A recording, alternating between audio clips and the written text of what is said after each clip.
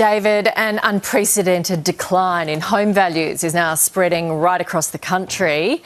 According to new data out today, home values fell by 0.7% in July nationally, the largest drop since December 2022, with the regions also falling for the first time in several years. But the losses were largest for high-value properties, with lower price tiers actually increasing by 0.3%. Joining us now is Tim Lawless from Cotality. Good morning to you. What does this report tell us about the property market right now?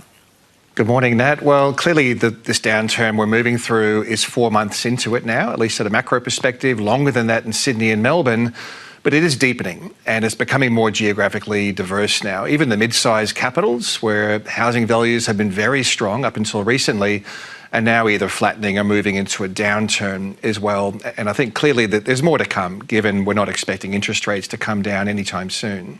So why is it so split? Why are we seeing higher value properties decline, but lower value ones making some small gains? Well, we've been seeing this trend for some time now, and I think it's a reflection of probably three things. Most importantly, it comes back to affordability and serviceability. So with housing costs still very expensive and interest rates quite high, we're seeing more mainstream demand being deflected towards those lower price points, simply because that's where a typical household can demonstrate an ability to service a mortgage. But also that's where we're seeing some stimulus. First home buyers, at least leading into the budget, we're still quite active, taking advantage of, say, the 5% deposit guarantee.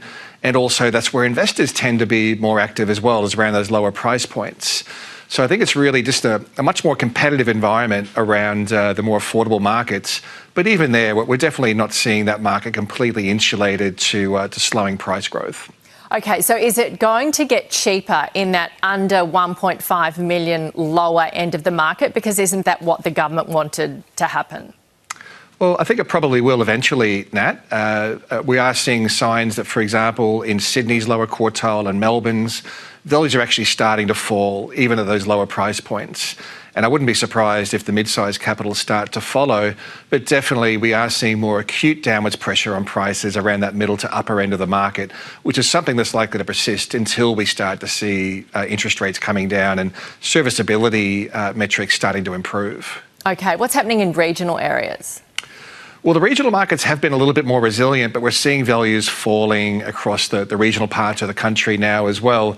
There are some pockets of growth. Generally, once you get out into the more rural markets, areas where price points are quite a bit lower and they tend to have their own, I guess, economic ecosystems, that's where we're still seeing housing prices rising. So some good examples would be getting out to markets like Wagga Wagga or maybe Albany in WA, getting up to Townsville in Queensland.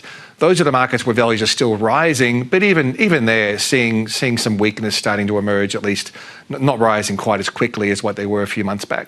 OK, so the general fall across the country, how long do we expect that to last? Well, I think we're in the pretty early phase here, Nat, and I'd expect to see housing values continuing to fall through the rest of the year at least, probably until inflation's under control and we see an expectation that interest rates are going to be coming down. Most economists think that's probably around the middle of next year until we start to see rate cuts. So still some way to go, I think, in this downturn. OK, so next year? Yeah, absolutely. I'd say probably around the middle of next year before we start to see the market stabilising and maybe even some subtle growth returning once rates do come down. OK, thank you very much. Here's David. Thanks.